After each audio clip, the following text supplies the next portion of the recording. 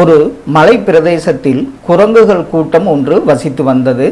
கையில் கிடைத்ததை பிடித்தால் உண்பதும் பிடிக்காவிட்டால் தூக்கி எறிவதும் குரங்குகளின் குணம்.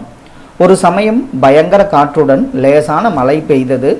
நடுங்கும் குளிர் மலை பிரதேசத்தை சுற்றி வசித்து வந்த ஜீவராசிகளை வாட்டி வதைத்தது. குரங்குகள் குளிரால் நடுங்கி எங்கே சென்று குளிரை போக்கிக் கொள்வது என்று யோசித்தன. அப்போது குரங்குகள் கூட்டத்தில் இருந்த ஒரு சிறிய குரங்கு சற்று தூரத்தில் ஒரு மரத்தடியில் சிவப்பு நிற பூக்களை பார்த்து அவை நெருப்பு குவியல் என்று நினைத்து தன் கூட்டத்தாரிடம் அங்கு சென்றால் குளிரை போக்கிக் கொள்ளலாம் என்று கூறியது. சிறிய குரங்கு கூறியதை கேட்ட மற்ற குரங்குகளும் மரத்தடிக்கு சென்று அங்கு குவியலாக கிடந்த மின்னும் சிவப்பு பூக்களை சுற்றி அமர்ந்து கொண்டு தங்கள் இரு கைகளையும் தங்கள் தோள்களில் வைத்து கொண்டு நடுநடுங்கியபடி இருந்தன. முட்டாள் குரங்குகள் மின்னும் சிவப்பு பூக்களை நெருப்பு என்று நினைத்தன.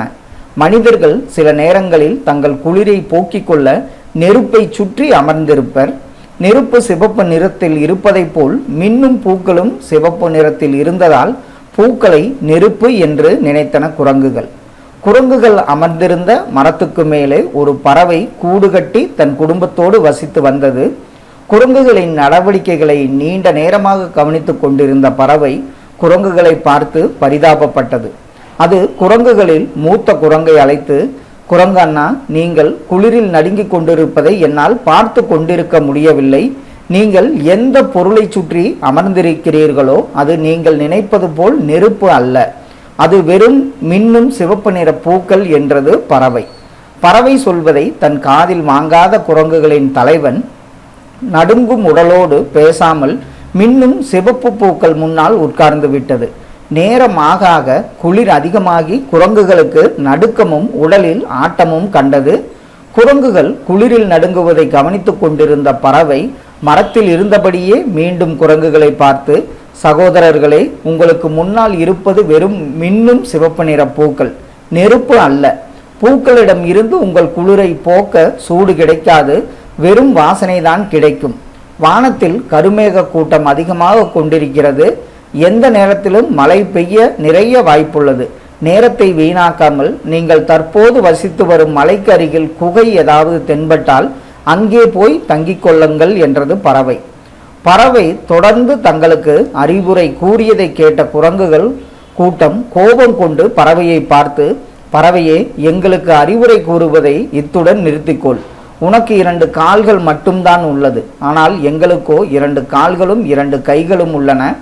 எங்களை காப்பாற்றிக்கொள்ள எங்களுக்கு தெரியும் என்று கூட்டத்தில் இருந்த அத்தனை குரங்குகளும் போட்டி போட்டுக்கொண்டு மாறி மாறி பறவையை ஏளன பார்வையால் அவமானப்படுத்தின.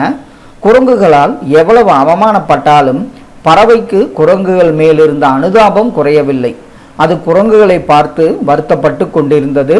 இந்த நிமிடமே நிறுத்திக்கொள், நாங்கள் குளிரில் நடுங்கிக் கொண்டிருக்கிறோம், நீ தொடர்ந்து உபதேசம் செய்து கொண்டிருக்கிறாய், எங்கள் வேதனை உனக்கு புரியவில்லை என்று கோபத்தோடு திட்டியது குரங்குகளின் மூத்த குரங்கு. குரங்குகளின் மூத்த குரங்கு திட்டியதை பற்றி சற்றும் கவலைப்படாத பறவை குரங்குகளை சீக்கிரமாக மரத்தடியை விட்டு விரைவில் ஏதாவது ஒரு பாதுகாப்பான இடத்துக்கு செல்லுமாறு நயமாக கூறியது. குரங்குகளின் தலைவனும் பறவையும் பேசிக்கொண்டிருக்கும் போதே வயதில் சிறிய குரங்கு ஒன்று பறவை வசித்து வந்த மரத்தின் மீது மலமளவென ஏறி பறவையை பிடித்து அதன் இறகுகளை பீத்து எறிந்து பறவையை தூக்கி வீசியது. பறவையின் அறிவுரையை சற்றும் பொருட்படுத்தாத குரங்குகள் மின்னும் சிவப்பு பூக்கள் முன்னால் அமர்ந்தபடியே குளிரில் நடுங்கி சில குரங்குகள் மாண்டன, சில குரங்குகள் நோய்வாய்ப்பட்டன, சில குரங்குகள் பறவை சொல்லை கேட்டு மலைக்கு அருகிலிருந்த குகையில் தங்கி உயிர் பிழைத்தன.